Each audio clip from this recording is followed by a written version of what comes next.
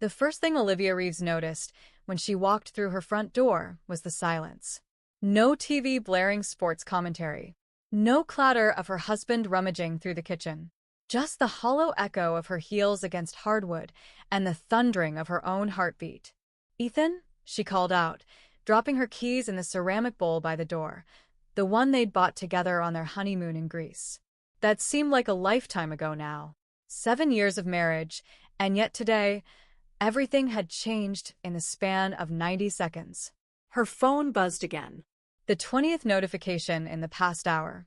She didn't need to look to know it was another message of sympathy or morbid curiosity. Everyone had seen it. Everyone knew. Olivia made her way to the living room, where she found the remote and turned on the television. She didn't need to change the channel. It was already on WCN, where her husband worked as a senior producer. There was Diane Winters, the network's lead anchor, her professionally concerned expression firmly in place as she addressed the camera.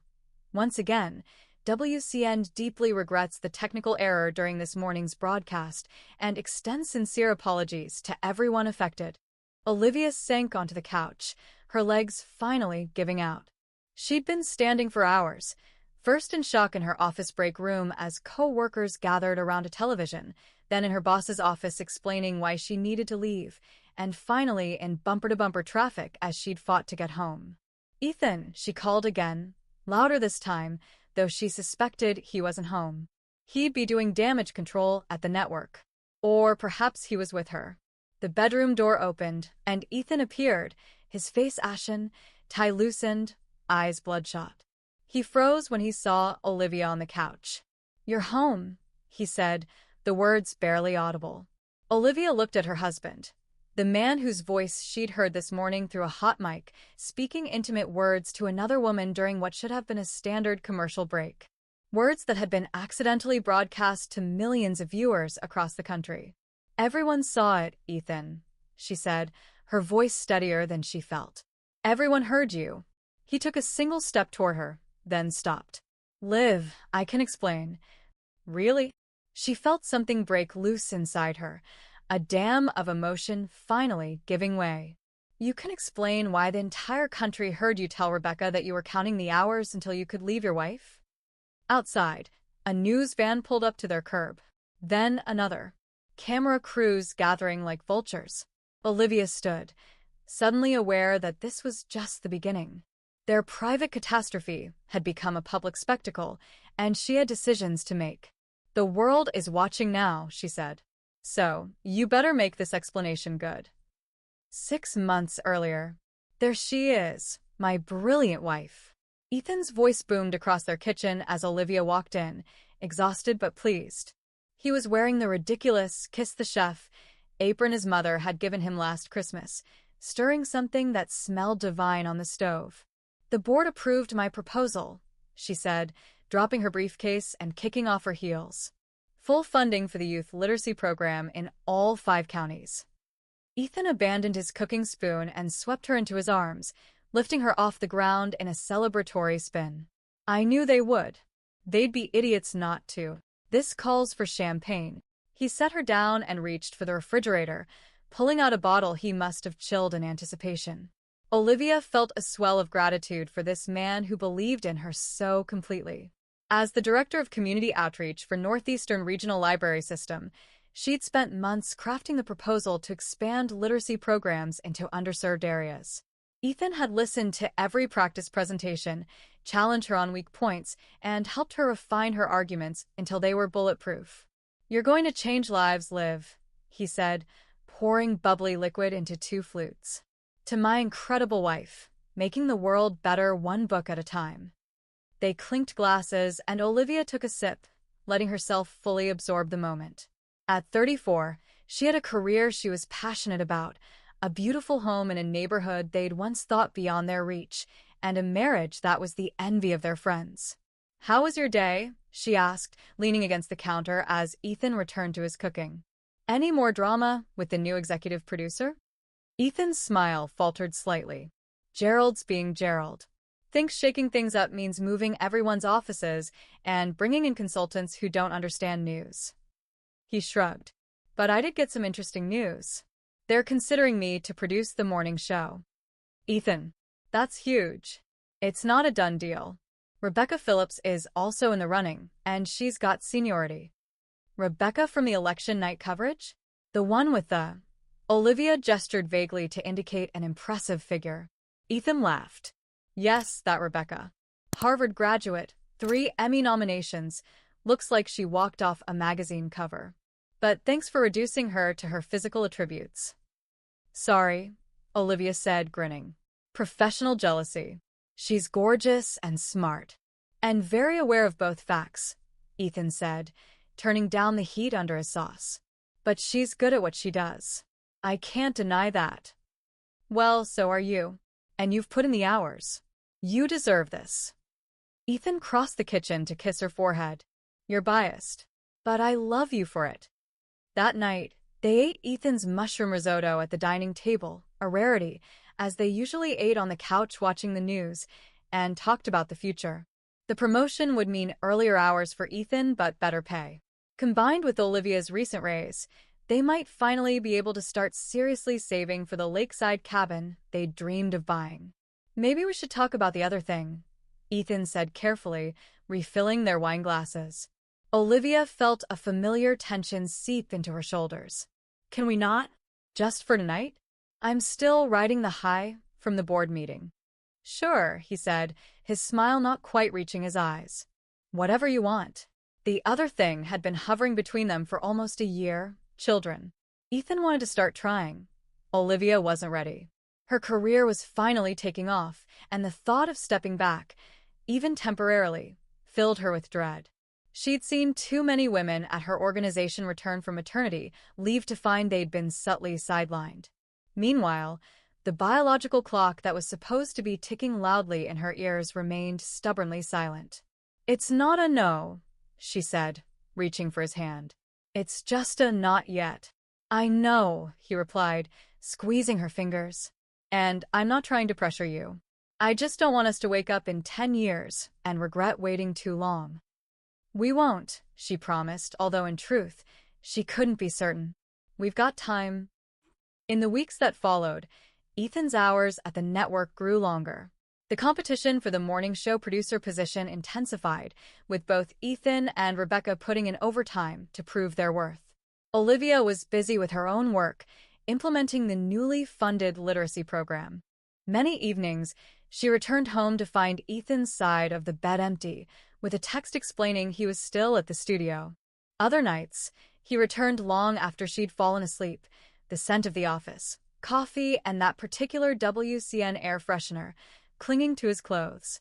I feel like I'm living with a ghost, she told him one Sunday morning over brunch, their first real time together in 2 weeks. I know, and I'm sorry, he said, looking genuinely remorseful. Once this producer decision is made, things will calm down. And if you get it, won't that mean even crazier hours? Initially, yes, he admitted, but more structured ones. I'd be on the early morning shift, in by 4 a.m., out by 2 p.m. We'd have our evenings together. Olivia nodded, trying to picture this new rhythm. When will they decide? Any day now. Gerald's been meeting with both of us separately. I think he's enjoying the power trip. Well, for what it's worth, I think you'll get it, she said, reaching across the table to brush a crumb from his stubbled cheek. And if you don't, their loss. Ethan captured her hand and pressed a kiss to her palm. I've missed you.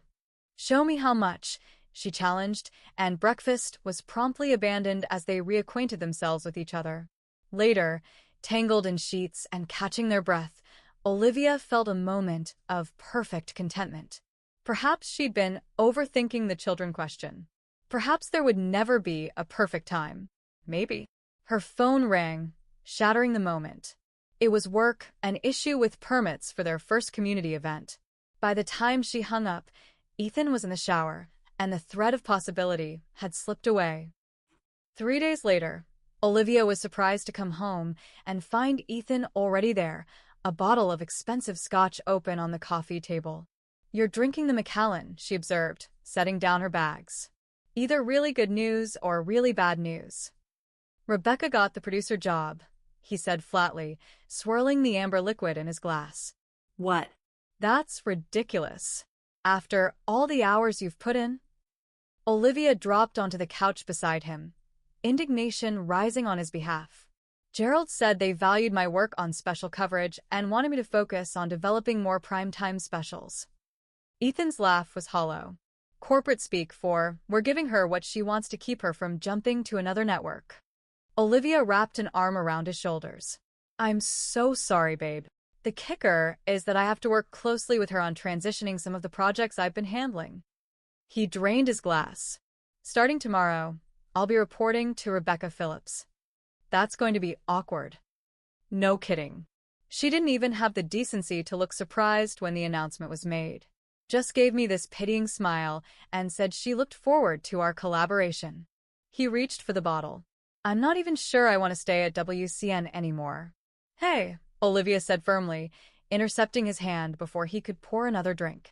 This isn't the end. It's a setback, sure, but you're too talented to be held back for long. You have to say that. You're my wife. Yes, and I've also watched you build that news division from nothing over the past 5 years. One Harvard Barbie can't take that away from you. That earned her a genuine laugh. Harvard Barbie? That's cold, Liv. She deserves it for stealing your job, Olivia insisted, lightening the mood. Now, put that scotch away and help me make dinner. I've had a day too, and I refuse to let Rebecca Phillips ruin our evening. For a moment, Ethan looked like he might resist, but then he capped the bottle and stood. You're right. Screw Rebecca Phillips. Let's make pasta and plot her downfall. That's the spirit, Olivia said, following him to the kitchen. But she couldn't help noticing the slump in his shoulders that hadn't been there before, a new weight he was carrying. Over the next 2 months, Ethan's demeanor subtly shifted. The initial bitterness about the promotion gave way to a strange, nervous energy. He began working late again, but now he'd return home with animated stories about the news packages they were developing or the innovative approaches they were taking to coverage. And increasingly, those stories feature Rebecca. Rebecca's insight into a complex political situation. Rebecca's connections with a hard-to-reach source. Rebecca's praise for his contribution to a segment. Sounds like you two are getting along better than expected, Olivia observed one night, as they did the dishes together, Ethan washing while she dried. She's actually not as bad as I thought, he admitted, handing her a dripping plate. Once you get past the intimidating exterior, she's pretty brilliant at what she does. Olivia responded noncommittally. She didn't want to be the jealous wife, but something about the way Ethan's eyes lit up when he talked about work, about Rebecca, set off a low hum of warning in the back of her mind. She's pushing to get me more on-camera segments, he continued, oblivious to her discomfort. Says I've got a good presence and shouldn't be stuck behind the scenes. That's nice of her. It is, actually. She didn't have to do that. Olivia hung the dish towel and leaned against the counter, studying her husband. Should I be worried about Rebecca Phillips? Ethan looked up, genuinely startled. What? No. God, Liv, she's my boss. And she's not, I mean, we're just colleagues. Colleagues who've been working very late hours together. That's the job. You know that. He turned back to the sink, scrubbing a pot with unnecessary force. Besides, you're hardly home early these days either. The accusation stung, partly because it was true. Her new program had her attending evening literacy events several times a week. That's different. Is it? We're both committed to our careers. I thought that was something we understood about each other. We do. But nothing, he interrupted, his tone softening as he dried his hands and turned to face her. Rebecca's my boss, and yes, we work well together. That's it. You're my wife, Liv. The only woman I want to come home to. He pulled her close, and Olivia allowed herself to be enfolded in his embrace, breathing in his familiar scent. The warning bell quieted, but didn't completely disappear. I'm sorry, she murmured against his chest. Long day. Irrational thoughts. Not irrational, he assured her. If some guy was keeping my wife at the office until 9 p.m., I'd be suspicious too. They laughed together, the tension broken, and moved on to planning their upcoming weekend. their first real time off together in weeks. Ethan suggested a drive to the coast, maybe a night in that boutique hotel they'd loved last summer. It felt like they were finding their rhythm again, and Olivia was relieved. She'd been overthinking things, letting insecurity cloud her judgment. Ethan loved her. She knew that. Everything else was just the natural stress of two ambitious people building their careers. If only she'd paid more attention to the text notification that lit up his phone while they were making plans, the one that made him tense almost imperceptibly before turning the device face down on the counter. The morning that changed everything began like any other. Olivia woke to an empty bed. Ethan had left for the studio hours earlier, and the soft ping of a text message. Asterisk, hey beautiful. Hope your presentation goes well today. Knock am dead. Love you. Asterisk. She smiled at the message. Despite their demanding schedules, Ethan never forgot her important days. Today, she was presenting the preliminary results of the literacy program to the library board. Early indicators were promising, but she still felt the pressure to prove the initiative was worth their investment. After showering and dressing in her power suit, Olivia headed to the kitchen to make coffee. She flipped on the small television they kept on the counter, a habit she developed since Ethan started at WCN, keeping his work playing in the background of her mornings like a distant connection to him. The morning show was in full swing, with Diane Winters interviewing a nutritionist about summer diet myths. Olivia half-listened while gathering her presentation materials and checking her email. The interview wrapped up, and the show cut to a commercial break for a new pharmaceutical product. Except the audio didn't switch. Instead, Olivia heard rustling sounds, then a male voice she instantly recognized as Ethan's. Asterisk. Can't keep doing this. It's killing me, being so close to you every day and having to pretend. Asterisk. A female voice responded, rich and warm. Asterisk, I know. I feel the same way. Asterisk. Olivia froze, coffee mug halfway to her lips. Asterisk, Rebecca, I'm serious. I'm counting the hours until I can leave this marriage. Until we don't have to hide anymore. Asterisk. The mug slipped from Olivia's fingers, shattering on the tile floor. On screen, the commercial continued to play, but the open microphones somewhere in the studio were picking up every word of a conversation that was never meant to be broadcast. Asterisk, what about this weekend? Is she still going to her sister's? Asterisk, Rebecca's voice asked. Asterisk, yes. 3 whole days. I'll tell her I have to work. Asterisk, Ethan's voice was eager, planning. Asterisk, we can stay at your place the whole time. No sneaking around. Asterisk. Asterisk, I wish we could just rip the band-aid off. I hate being your dirty secret. Asterisk. Asterisk, you're not. You're the most important. Asterisk. Suddenly, there was a commotion in the background. Asterisk, shit, the mics are hot. Kill the feed. Asterisk, someone shouted, and then the audio abruptly switched to the commercial's jingle. Olivia stood paralyzed, coffee seeping around her bare feet, mingling with the ceramic shards.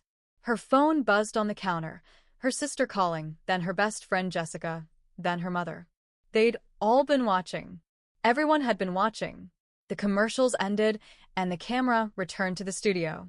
Diane Winters looked visibly shaken, her professional composure cracked as she addressed the audience. Asterisk, we apologize for the technical difficulties during our last commercial break.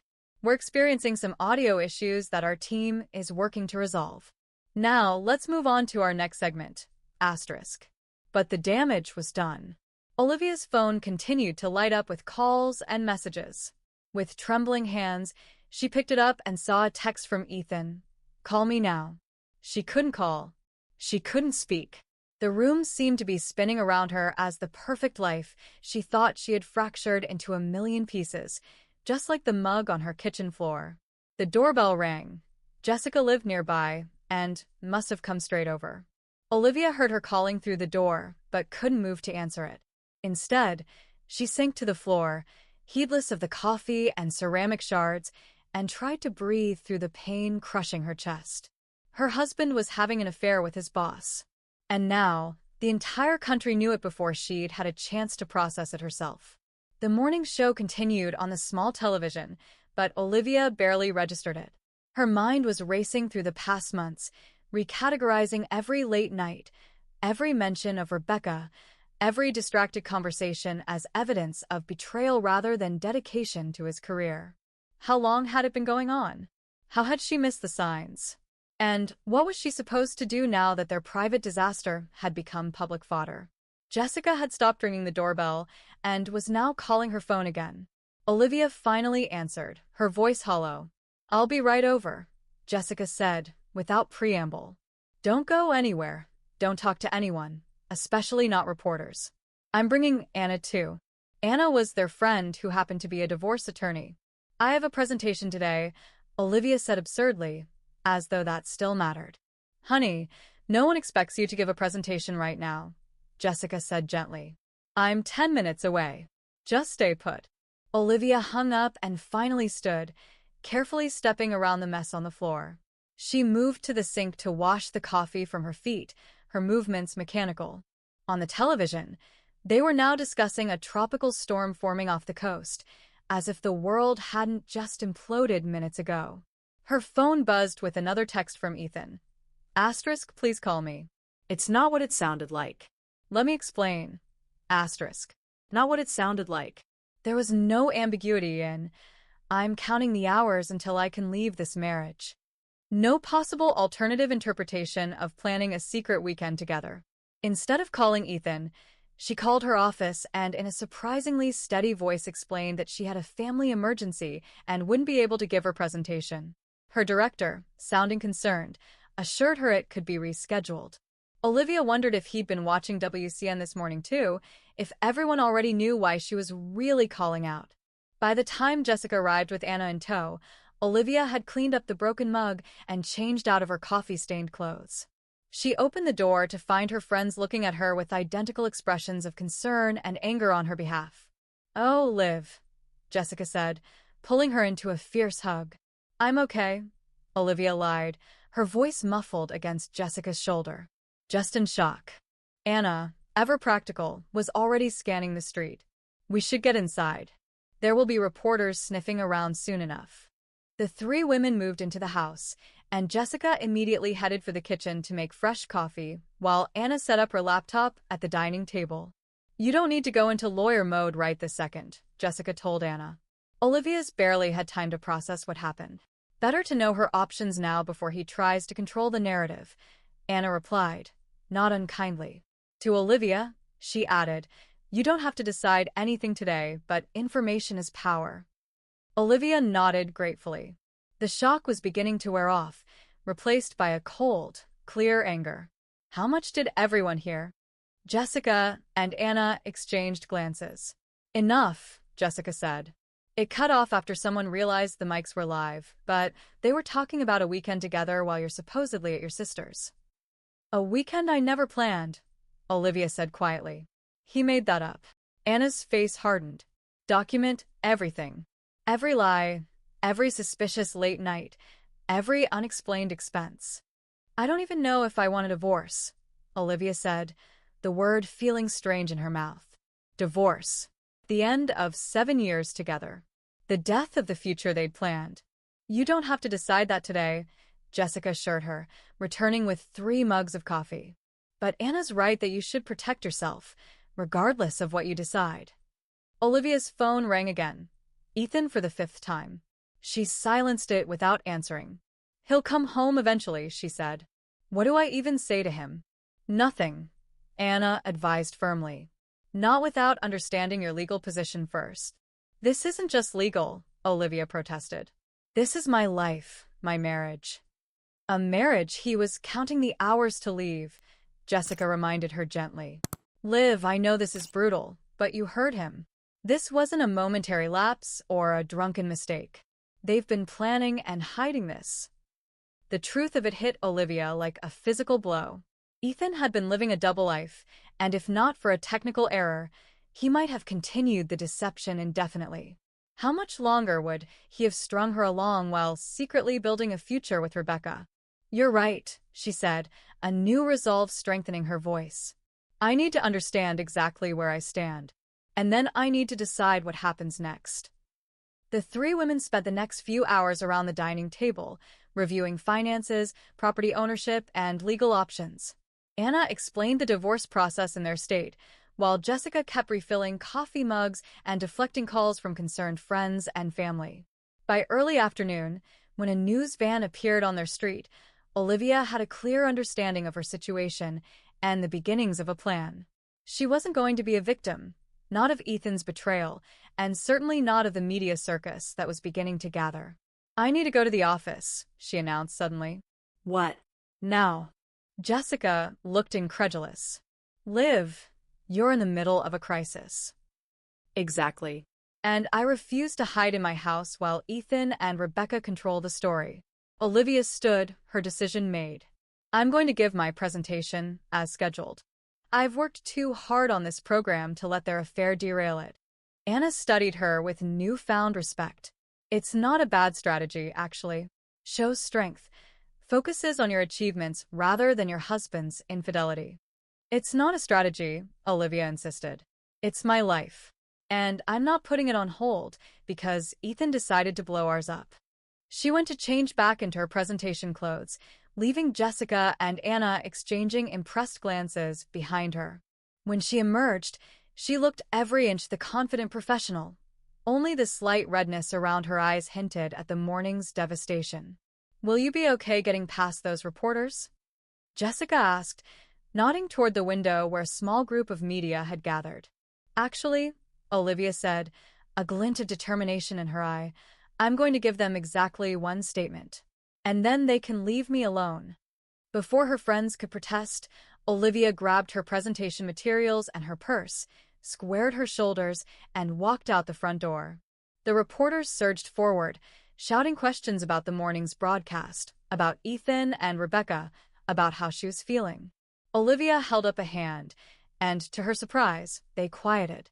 "Yes, I heard the broadcast this morning just like many of you did," she said, her voice steady. "My husband's private conversation should have remained private, but technology had other plans. I have nothing to say about his relationship with his colleague. What I do have to say is that I'm on my way to present the results of a literacy program that will help thousands of underprivileged children in our region. That's what I'm choosing to focus on today. I'd appreciate respect for my privacy as I continue my work." With that, she walked to her car, ignoring the renewed shouting of questions. As she pulled away, she caught a glimpse of Jessica in the doorway, giving her a thumbs up of approval. For the first time since hearing Ethan's voice on the open mic that morning, Olivia felt a flicker of her own power returning. The life she'd built with Ethan might be crumbling, but her own life, her work, her strength, her dignity, remained intact. By the time she reached the library administration building, the story of her poised response to reporters had already made its way to her colleagues. She was met with supportive nods and quiet respect as she walked to the boardroom, her head held high. She gave the presentation of her life that afternoon, channeling all her hurt and anger into passionate advocacy for the program she believed in. When she finished, the board gave her a standing ovation, partly, she suspected, in solidarity with her personal situation, but also in genuine appreciation of her work. It was only as she drove home in the late afternoon, emotionally and physically exhausted, that the full weight of what awaited her settled back onto her shoulders. Ethan would be there. And after the initial shock and the strategic planning, after the public statement and the professional triumph, she would have to face her husband and decide what came next. When Olivia arrived home, the street was lined with even more news vans than before. A police officer had been stationed at the end of their driveway to keep reporters at bay. He recognized her car and waved her through as cameras flashed and reporters shouted questions that she couldn't hear through closed windows. She pulled into the garage and sat for a moment, gathering her strength. The door connecting to the house opened, and Ethan appeared, looking haggard and desperate. "Liv," he said, the single syllable loaded with plea. She got out of the car without acknowledging him and walked past, into the house. Only when they were in the living room, away from prying eyes and potential microphones, did she turn to face him. "The whole day," she said, her voice controlled but vibrating with tension, "I've been trying to understand how you could do this. Not just the affair, People have affairs. I never thought you would, but people do. What I can't understand is how you could stand in our kitchen, look me in the eye, and plan a fake work weekend so you could be with her. Ethan sank onto the couch, head in his hands. It wasn't supposed to happen. Any of it. Rebecca and I, it started as just friendship. Colleagues supporting each other. When? The single word cracked like a whip. About 4 months ago, he admitted. After she got the producer job. So, while I was comforting you about losing the promotion, you were what? Falling into bed with the woman who got it instead? No. It wasn't like that. It was gradual. We worked long hours together. She understood the pressure, the demands of the industry in ways that he stopped abruptly. In ways that I couldn't. Olivia finished for him, ice in her tone. Because I was too busy running literacy programs for underprivileged kids instead of hanging around your glamorous news studio? I didn't mean it like that, he protested weakly. How did you mean it then? Explain it to me, Ethan. Make me understand how my husband of 7 years decided that his boss was worth throwing away our entire life together. Ethan looked up at her, his eyes red-rimmed. I fell in love with her, Liv. I didn't plan to. I fought it. But it happened, and I didn't know how to tell you. The simple admission hit Olivia like a physical blow. Love. Not just sex, not just an affair. He loved Rebecca. So, what was the plan? She asked, struggling to keep her voice steady. String me along until you figured out a convenient time to destroy my life? Was there ever going to be a good moment to tell me, or was I just supposed to be the oblivious wife until you got everything arranged with your girlfriend? I was going to tell you after your literacy program was established, he said quietly. I didn't want to derail that for you. You've worked so hard on it. How considerate, she said, bitterness seeping through. Timing your abandonment around my career milestones. That's not fair. Fair. Olivia laughed, a harsh sound with no humor in it. You want to talk about fair? Was it fair that I had to hear about your affair from a hot mic on national television? Was it fair that my phone exploded with calls from everyone I know before I'd even processed what I was hearing? Do you have any idea what this day has been like for me? I'm sorry, he whispered. I never meant for you to find out like that. If I could change it. But you can't, she cut him off. What's done is done. So now what? You and Rebecca ride off into the sunset while I pick up the pieces of the life you shattered? Is that how this goes? Ethan stood, moving toward her. Liv, please. Can we just? Don't, she warned, backing away. Don't touch me. Don't live me like nothing's changed. He stopped, hands falling helplessly to his sides. I never wanted to hurt you. That is the most pathetic cliché I've ever heard, she said, shaking her head in disbelief. Of course you hurt me. You made a series of choices, knowing they would devastate me when I found out. You just didn't expect it to be so public. The public part is killing me too, he said. The network is in damage control mode. Social media is having a field day. Rebecca's getting threats. Am I supposed to feel sorry for her? For you? Olivia's voice rose. You did this. Both of you. You created this situation with your choices. I know, he acknowledged, sinking back onto the couch. We did. And I'm not asking for sympathy. I'm just trying to explain. Explain what? That you fell in love with someone else? Message received, loud and clear. That you were planning to leave me? Got that too, thanks to WCN's technical department. What else is there to explain? What happens next, he said quietly. Practical things we need to figure out. Olivia crossed her arms.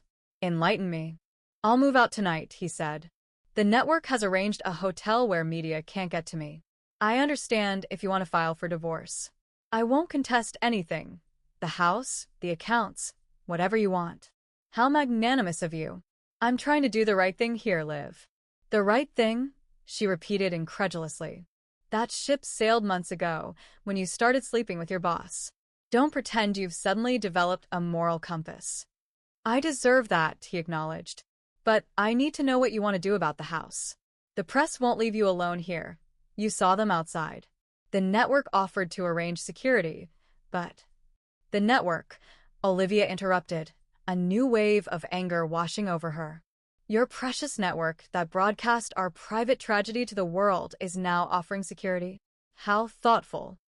They feel responsible for what happened. They want to help. I don't want their help.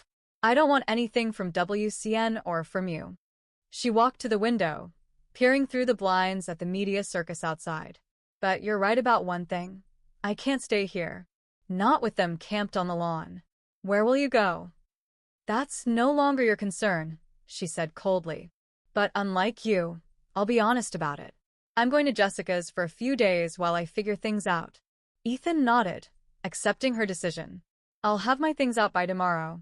You can come back to an empty house. Not empty, Olivia corrected him. Just free of lies.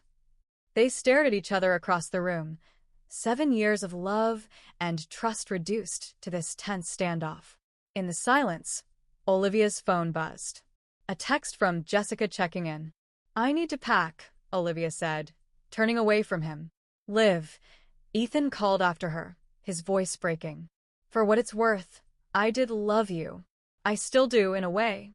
I'm just not in love with you anymore.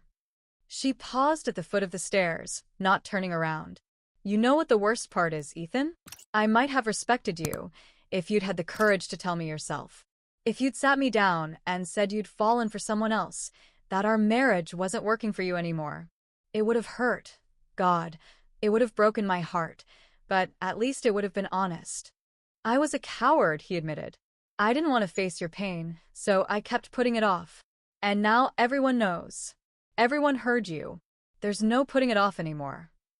She finally turned to look at him. So here we are. The truth at last. Can you ever forgive me? He asked, his voice small. I don't know, she answered honestly. Right now, I can barely stand to look at you. But someday maybe. Not for you, for me. Because I refuse to let what you did define the rest of my life. She continued up the stairs, leaving him standing alone in the living room. In the bedroom they'd shared, she methodically packed a suitcase with enough clothes for several days. She added important documents, her laptop, and the framed photo of her parents, leaving behind the wedding photos and vacation mementos that now felt like artifacts from someone else's life. When she came back downstairs, Ethan was on the phone, speaking quietly. He ended the call when he saw her. Rebecca? Olivia guessed. He nodded, not denying it. The network wants us both to do interviews, try to get ahead of the story. Of course they do, she said with a hollow laugh. Ratings gold. I told her I wouldn't do anything without talking to you first, he said. This affects you too. How considerate, asking permission after the fact. Olivia set down her suitcase. You and Rebecca can do whatever interviews you want. Tell whatever story makes you both feel better about yourselves. I won't be participating in the public spectacle. I understand. No, you don't, she said, suddenly tired of his chastened act. You don't understand anything about what I'm feeling or what I'm going through. And you won't, until someday, when the person you love betrays you so completely that your entire reality shifts. Maybe then you'll understand. She picked up her suitcase again and headed for the door. How are you getting past the reporters? Ethan asked.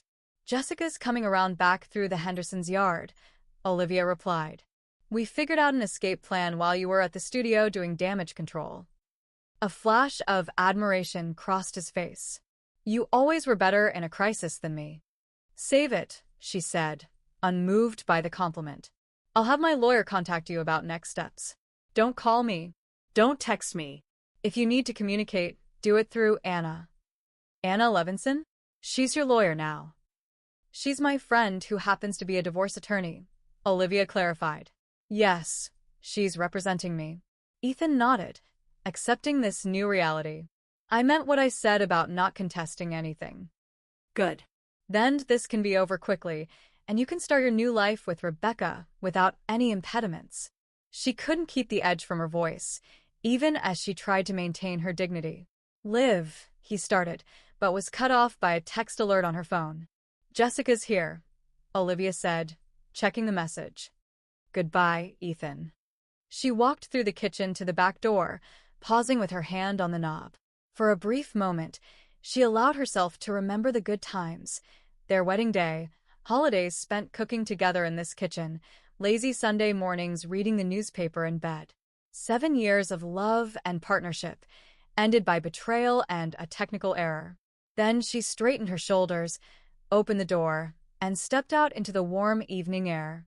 Jessica was waiting at the edge of the yard, keeping low to avoid being seen by reporters out front. As Olivia crossed the yard toward her friend and whatever uncertain future awaited, she felt a strange lightness beginning to break through the pain. The worst had happened. Her marriage was over. Her private life had become public fodder, and yet she was still standing, still breathing, still moving forward. She'd survive this. Not just survive, but eventually thrive. The thought came with surprising clarity as she reached Jessica and allowed herself to be enfolded in a fierce hug. "You okay?" Jessica whispered. "No," Olivia answered honestly. "But I will be." 3 months later. "You're sure about this?" Jessica asked, helping Olivia carry the last box to her car. "It's not too late to change your mind." "I've never been more certain about anything," Olivia replied, sliding the box into her trunk and closing it with finality. "The divorce is final. The house is sold. It's time for a fresh start." The media frenzy had eventually died down, moving on to newer scandals and fresher heartbreaks. WCN had issued a formal apology and paid a substantial settlement for the technical error that had broadcast Ethan and Rebecca's private conversation, money Olivia had promptly donated to literacy programs in underserved communities. Ethan had kept his word about not contesting the divorce, making the legal proceedings mercifully straightforward. They had communicated only through their attorneys, a fact for which Olivia was grateful. She wasn't ready to face him directly, to see in his eyes whether he regretted his choices or was simply relieved to be free. According to Anna, who heard it from his lawyer, Ethan and Rebecca were still together. They'd both been reassigned within the network, a punishment that looked more like a slap on the wrist than any real consequence. She tried not to think about them building a life together on the ruins of her marriage. "The apartment is perfect," Jessica said, leaning against the car. "And I still can't believe you landed that job. Director of National Literacy Initiatives is a big deal, Liv." Olivia smiled, the expression coming more naturally now than it had in months. "Turns out, maintaining your professional composure while your personal life implodes on national television makes an impression on potential employers. They said they were looking for someone resilient who could handle pressure." "If they only knew," Jessica laughed. "But seriously, you deserve this. You've worked your ass off, even through all the chaos." It was true. While her personal life had been disintegrating, Olivia had thrown herself into her work with a focus that bordered on obsession. The results of her literacy program had been so impressive that they'd caught the attention of a national nonprofit, leading to a job offer that would allow her to implement similar programs across the country. "Washington, D.C. is going to love you," Jessica said, pulling Olivia into a tight hug. "But I'm going to miss you like crazy." "You'll visit," Olivia reminded her. "And I'll be back for holidays. It's not that far." "Far enough that you won't accidentally run into them," Jessica observed shrewdly. Olivia nodded, not denying it. "That's a factor, yes. But this job, it's an opportunity one couldn't pass up, even if my marriage had survived." That was the revelation that had come to her gradually over the past months. The life she was building now might have taken longer to achieve, might have followed a different path, but it wasn't a consolation prize or a desperate escape. It was a fulfillment of ambitions she'd always had, now freed from the compromises of a dual-career marriage. "Well, you better get going if you want to make it to Pittsburgh by nightfall," Jessica said, stepping back. "Call me when you stop." "I will," Olivia promised, getting into the driver's seat. "Thank you for everything, Jess.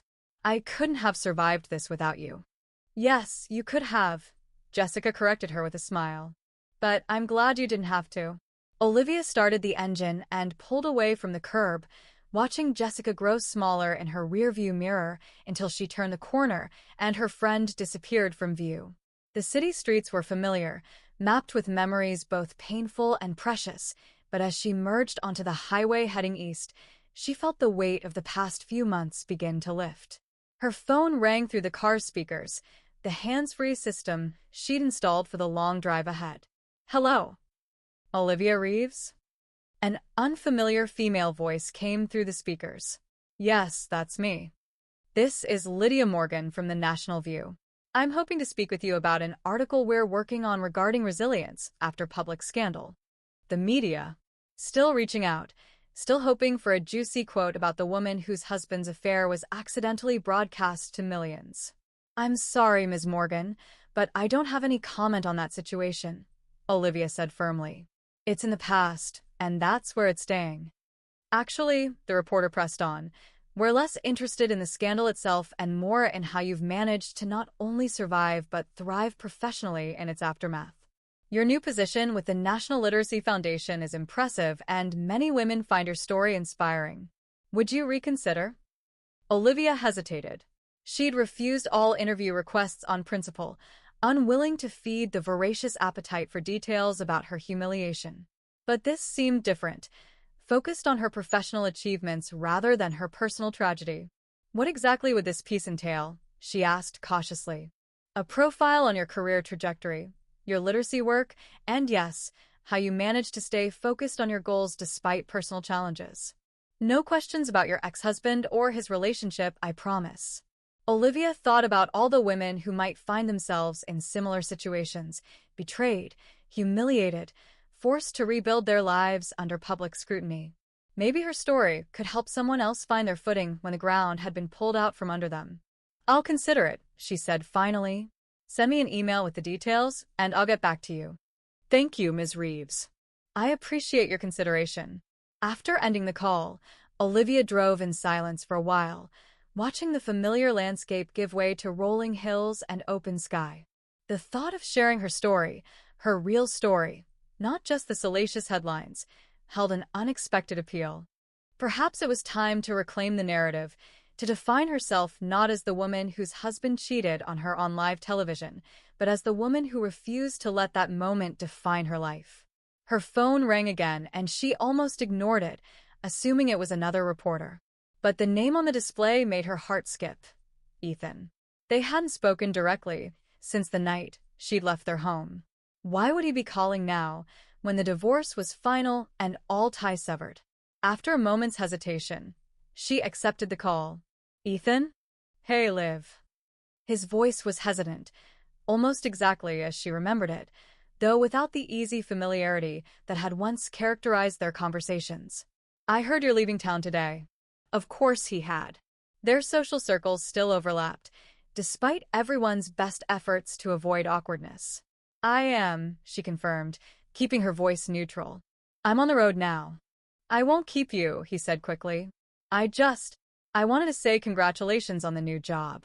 It sounds perfect for you. Thank you, she replied, surprised by the genuine note in his voice.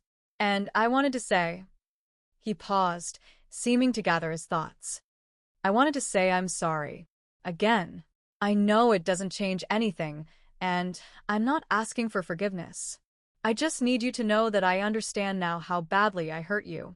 Not just the affair, but the lying, the planning to leave without having the courage to tell you face to face. Olivia kept her eyes on the road, aware of a strange calm settling over her. 3 months ago, these words might have triggered rage or breakdown. Now, they were just words from someone she used to know. Why are you telling me this now? She asked. Because you deserve to hear it. And because I need to say it. For myself, I guess, but mostly for you. He sighed. I've been in therapy trying to understand why I did what I did. It doesn't excuse any of it, but I'm trying to be better. I hope that works out for you, she said, meaning it. Are you okay? He asked tentatively. I mean, I know you're more than okay professionally. Everyone's talking about your new position. But personally? Olivia considered the question, looking ahead at the open road before her, at the new city and new life waiting at the end of this journey. I am, she said, surprising herself with the truth of it. Not at first. Not for a while. But yes, I'm okay now. Better than okay. I'm glad, he said softly. You deserve to be happy, Liv. You always did. A sign for the next exit appeared ahead. Food, gas, lodging. Olivia signaled to take it, suddenly aware that she was hungry, ready for a break from driving and from this conversation. "I need to go," she said. "I'm stopping for lunch." "Right, of course. I won't keep you." He paused. "Good luck in Washington, Liv. They're lucky to have you." "Goodbye, Ethan," she said, ending the call as she turned onto the exit ramp. In the parking lot of a roadside diner, Olivia sat for a moment, processing the unexpected conversation. It hadn't brought the closure that movies and self-help books promised such moments would. There was no dramatic catharsis, no tearful forgiveness or final cutting remarks.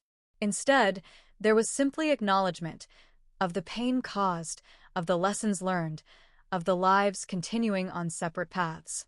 It wasn't the ending she would have chosen for their story, but it was an ending she could live with.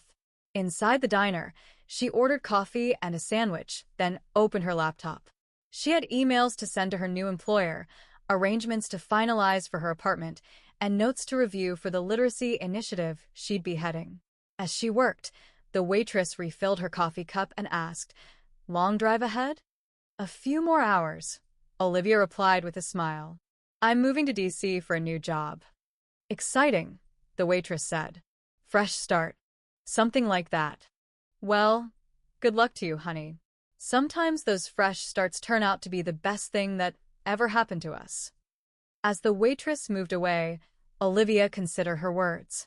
The best thing that ever happened to her had not been Ethan, nor had it been their marriage. It hadn't been the devastating discovery of his betrayal or the public humiliation that followed. The best thing she was discovering was her own resilience, the quiet, steadfast strength that had carried her through the darkest days and was now propelling her toward a future filled with possibility. She finished her lunch, paid the bill, and returned to her car. As she merged back onto the highway, a familiar song came on the radio, one that had been playing during her first date with Ethan. Once, it would have brought tears. Today, it was just a song, a piece of a past that no longer defined her. Olivia turned up the volume and sang along, her voice joining the music as she drove east toward the setting sun, toward a new city and a new chapter. The road ahead stretched out before her, unmarked and full of promise, not a path of escape, but a journey of her own choosing. In the rearview mirror, the road behind grew distant, carrying away the woman whose husband's affair had been accidentally aired on live television. Looking ahead through the windshield was simply Olivia, stronger, wiser, and finally, truly free. And that wraps up today's story. Now we want to hear from you. Where are you watching from? Drop your city or country in the comments, and let's see how far these stories reach. If this story moved you or gave you chills, give it a like, share, and subscribe for more powerful stories. One last thing, rate the story from 1 to 10 in the comments. Your feedback helps us bring you even better ones next time. Thanks for watching. We appreciate you being part of this storytelling journey.